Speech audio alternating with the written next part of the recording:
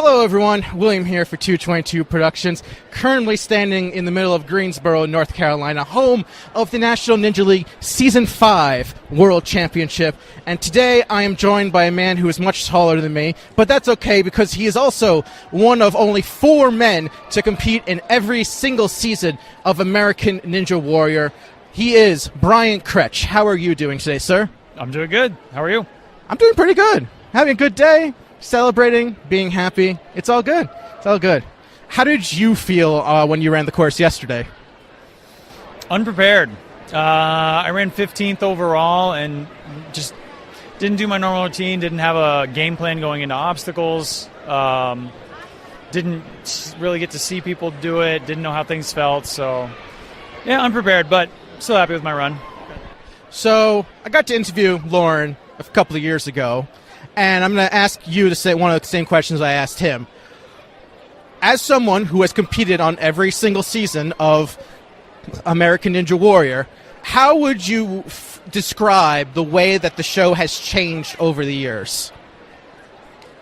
It's just gotten bigger and better, really. Like starting off in that Best Buy parking lot, or parking lot behind a Best Buy with, considerably easier obstacles than there are today.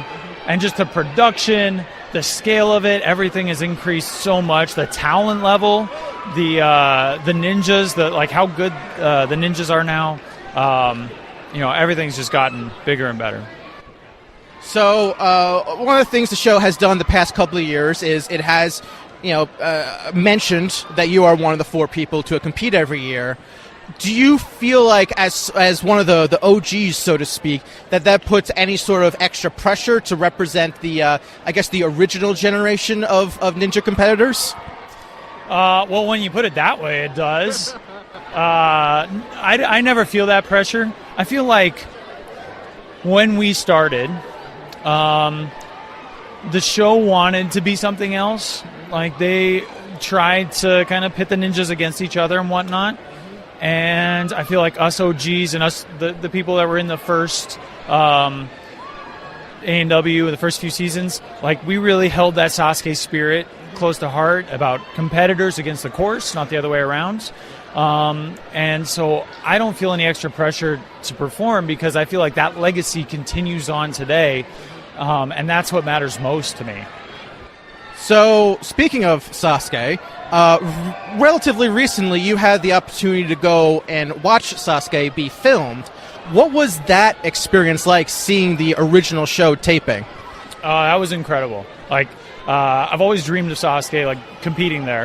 And I finally had the opportunity to go and watch, and I had to take it because Sasuke's where it all started. It's where it started for me. It's what I saw first. The show wouldn't be here. American Ninja Warrior wouldn't be here. This sport wouldn't be here without Sasuke. So just going and seeing it, it was like a dream come true. So from a production standpoint, for the viewers watching, what would you say is some of the biggest differences between Sasuke and American Ninja Warrior, besides the obvious fact that Sasuke doesn't have regional qualifiers? That's a good question. It's on the surface. Someone just broke something. On the surface, they're pretty similar. The Sasuke course is different. It has a lot more moving parts, like on stage 1 with, I forget the name of the obstacle. Fishbone? The fishbone, double fishbone now. It has more moving parts. I don't know. To me, it's a lot different because it's the original.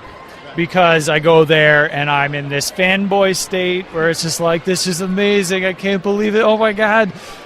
There's Shingo and there's Nagano and I've already met them, but all those ninjas that I looked up to, it's for me, it's crazy. But if you're just looking as a production standpoint and whatnot, it's pretty similar. So you mentioned Nagano, and one of the things that you did back when the NNL was hosted at Apex for its championship was you were able to fly in Makoto Nagano for people like me to get to meet him thank you for that first off.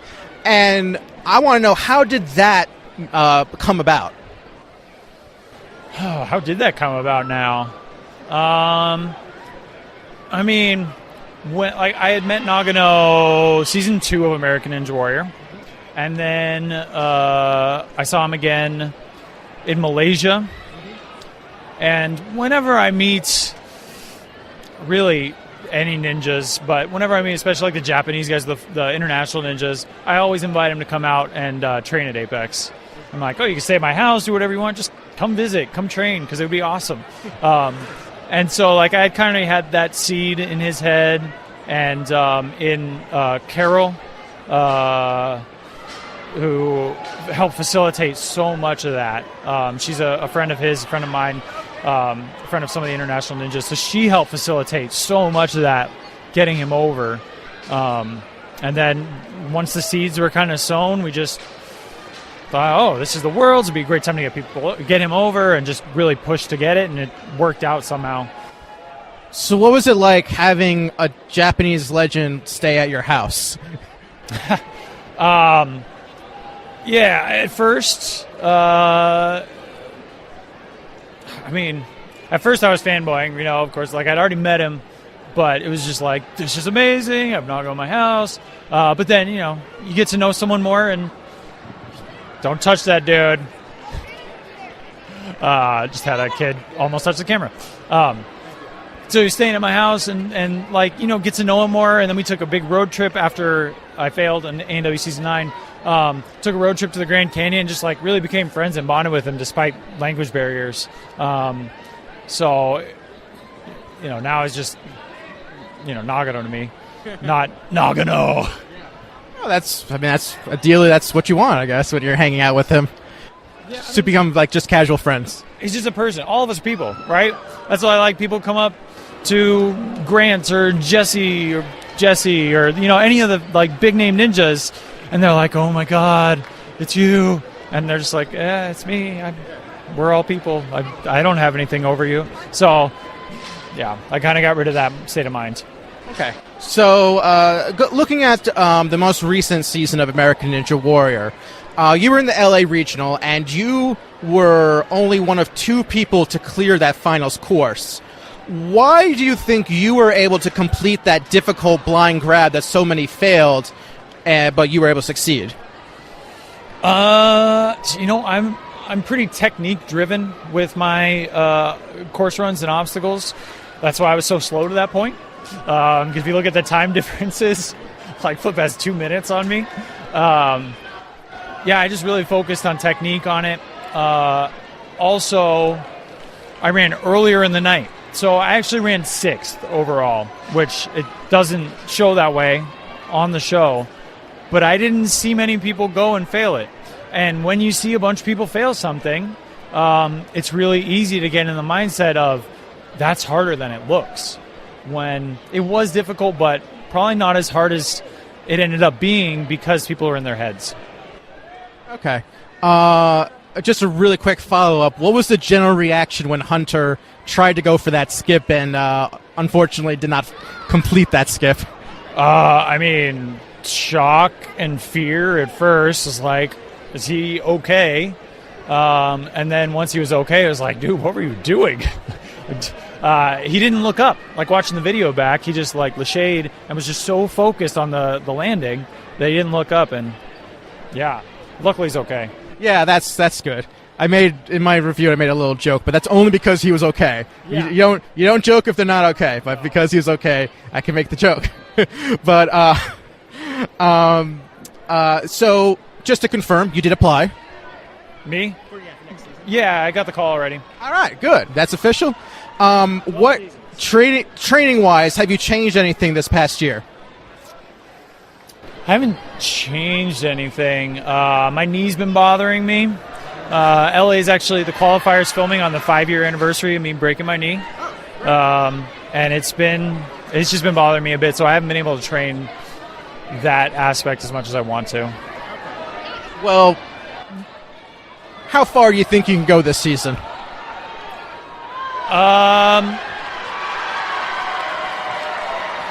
That's a team clear right there. Not many clear, so when they do, it's a big reaction. That's awesome. Yeah, we just saw a kid clear with less than a second left on the course. That was amazing. Oh yeah! Wow, that's awesome. I don't remember the question. How do you think you're going to do this season? How can you get to stage 2? That's my story. Like finally getting to stage 2. I failed at stage 1 5 times. I think I can get to stage 2. I don't take anything for granted, so I got to get past city qualifier, city finals. LA is super stacked. There are so many good ninjas in LA that it's going to be tough, but if I get 2 buzzers, then I'm through, so that's my goal for now. Well, I'm saying it right now. I know you can get to stage 2. And I'd like to thank you very much for joining me for this interview. Make sure you follow Brian on all his social medias, link in the description down below, and make sure you subscribe for more videos just like this. And thank you all very much for watching. We'll see you next time. Later. Dude, thanks so much. Thank you so much. Appreciate it. Yes.